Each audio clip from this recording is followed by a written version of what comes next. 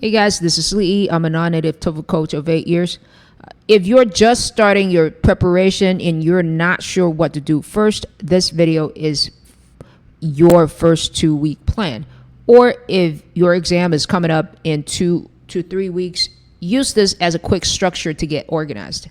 After that, you can go to my channel and watch the specific videos that solve your individual pain points, and they'll make a lot more sense. A simple 2-week structure is kind of like this. Day 1 and 2, you're going to find out your target, diagnose your score gap in each section, and how many more correct questions you need to get. Day 3 to 7 is about focusing on one or two of these gaps that you can practically fix within 2 weeks. Based on my experience, the most difficult section for people are complete the words in reading, build a sentence in writing, and listen and repeat in speaking. You actually have more chances to fix the following question types within 2 weeks. Complete the words in reading, build a sentence in writing, email writing, academic discussion writing, and the speaking interview questions. Everything that involves listening, including the listening section or listen and repeat in the speaking section, is harder to fix. If you go to my channel, you will find playlists for each section. So I'm not going to explain too much. But basically, if you find a problem and that's within these easy to fix questions, follow the protocols and methods described in my video, and then practice for 4 days or so. And then you can see whether there is improvement or not. On day 8 to day 10, you want to take another 1 to 2 mock tests, free or paid, to understand how much you have improved overall. And on day 11 to 14, you want to practice in test-like conditions and stabilize your performance. Here's a quick reminder on what not to do in the 2 weeks. First, don't only take full tests without evaluating or analyzing the root causes of your mistakes. I know a lot of students feel more certain when they do a lot of practice tests. But without analyzing the problems, doing a lot of tests actually solidifies some poor reading or listening or whatever habits. Okay. 2, don't trust AI writing or speaking scores blindly. That includes BT from your third-party mock test platforms that do not have the license of the actual ETS API. Okay. They're all running a kind of text-based, grammar-heavy analysis.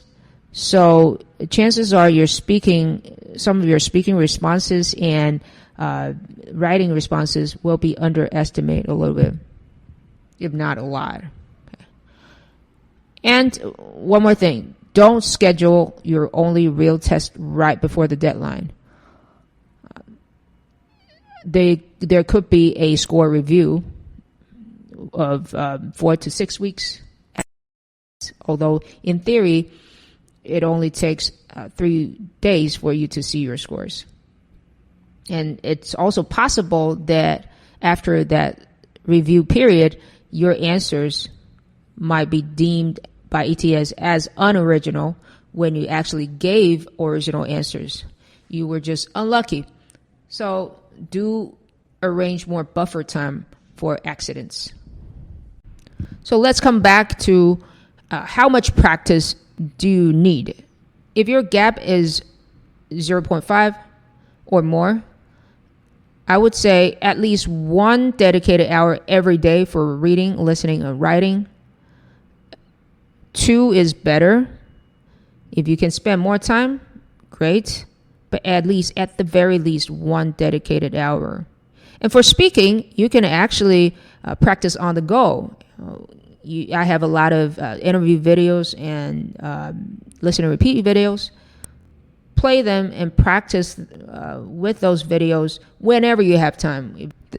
This is actually better for speaking training because to develop the reflex, the muscle memory needed for instant response, you need very high frequency, low intensity training and exposure to the speaking questions. And for interview questions, speaking interview questions, academic writing questions, email questions, if you score consistently under 4, sometimes 3, sometimes 4, when you practice in this 2 weeks, you definitely have to use templates. Templates are not magic. It is basically a thinking protocol that helps you later on diagnose like which part is more prone to error.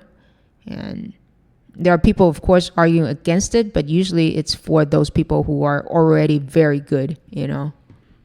So when should you get more help?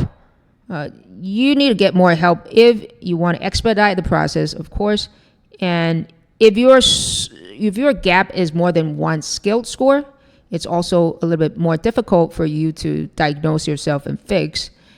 And if your score is around 3.5 and you want to get 4.5 or 5, it's also harder for you to self-diagnose. If you're, say, already at 5 and you want to move to 5.5, you probably can do a lot of work on your own. But practically speaking, when there are multiple problems all tangled together, sometimes your preparation time can be prolonged to even 3 months, 4 months, 5 months. Know students who started preparing in January, but now it's May and they still haven't got it done. And you can find all the practice methods and practice questions in my channel. If you have any questions, just leave them in the comment section and I'll get back to you. Okay, so good luck. See you in the next video.